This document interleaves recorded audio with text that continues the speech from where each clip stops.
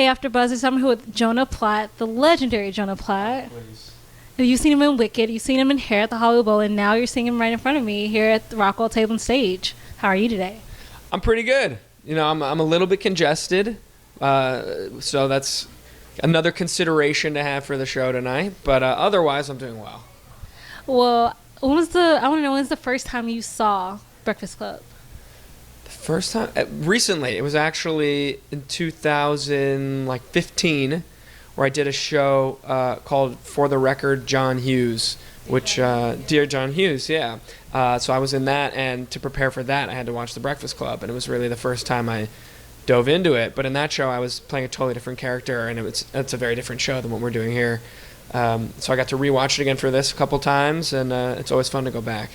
So this isn't your first time performing at Rockwell. This is like coming home a little bit. Absolutely. We've seen you in Jagged Little Pill, Scream, and now we're seeing you in The Breakfast Club. So how does it feel to be back? I love performing at the Rockwell, and I mean, in addition to those shows that you mentioned, I used to host Musical here, and I've performed in Rocky Horror here, and the Rockwell is definitely my musical theater performing arts home here in LA. And I left to go do Wicked. I was in New York for a year, and so it's great to be back here, back in LA, and back in my first show at the Rockwell since coming home. It feels awesome. Has your wife seen you play Bender yet? No, she has not come yet. She's coming next Thursday. She's really I didn't want her to come this weekend. I wanted us to like get a couple underneath our feet and really get solid, and then pull the curtain off and let her see what we've been working on. So who would you say when you're in high school do you most relate to in the... It doesn't even have to be just the boys' characters. You could have been like a basket case or a princess. You know, you're just throwing it out there. Gosh, that's tricky. I didn't really fit into one of those archetypes. I think Los Angeles in the 2000s is very different than Shermer, Illinois in the 80s. I guess I would have been somewhere between like a Brian and a Andrew. Somewhere between Brian and Andrew, because like I was pretty smart, but I wasn't a nerd, and I was like kind of cool, but like not super athletic. So I was like, I'm a Brandrew. Brandrew. Oh, we got the ship name, guys. Brandrew. Hashtag Brandrew. So you performed at the Hollywood Bowl. Yes. You played a wolf. Yeah. That was the first time I ever saw you, and it was amazing. I have to say, I still try to find videos to see if I can see it, because it's that good, because I never saw it. It was so fun. That's probably the most fun experience I've ever had in my life in the performing arts.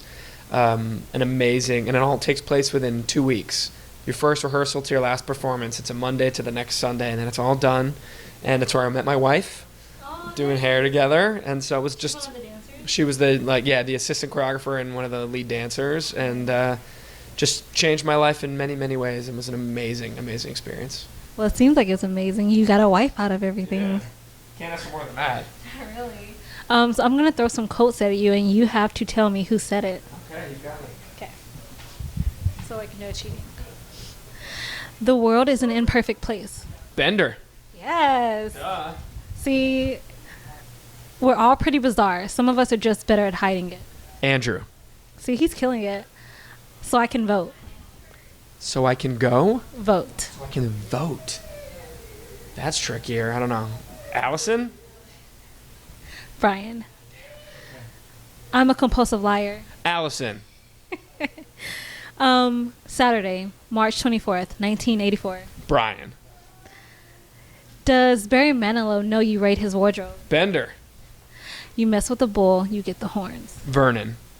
I am the eyes and ears of this institution. Carl. It's because you're afraid. Claire.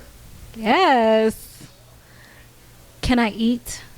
Can I eat? Gosh. It's very nondescript. Bender. Claire. But your character was messing with her during that time, so it works. They're all around during the evening scene. So this is very an unconventional space. For sure.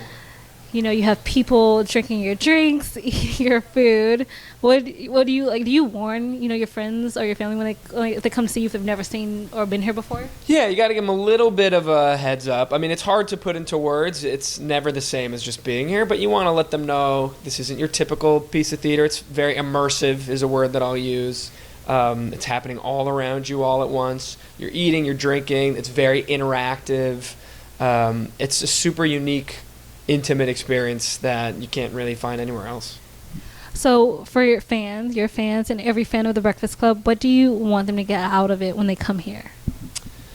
Well, first and foremost, I want them to have a great time. I want them to be super entertained and transported. This is definitely, you know, a diversion from all the crap that's going out there in the world. Like when you come into the Rockwell, you get 2+ hours to just, you know, block that all out, have a great time. It'll be like hanging out with your old buddies again, but in a fresh way that brings new laughs and maybe some new ideas and some new emotions. And if you can leave with a smile on your face and humming our tunes and feeling like you just watched the movie but in a whole new way, then we've done our jobs. Before we sign off, I want you to give the camera your best bender look. My best bender look? All right. And that's Jonah Platt, guys, his best bender look. Thank you so much for joining us. Thanks.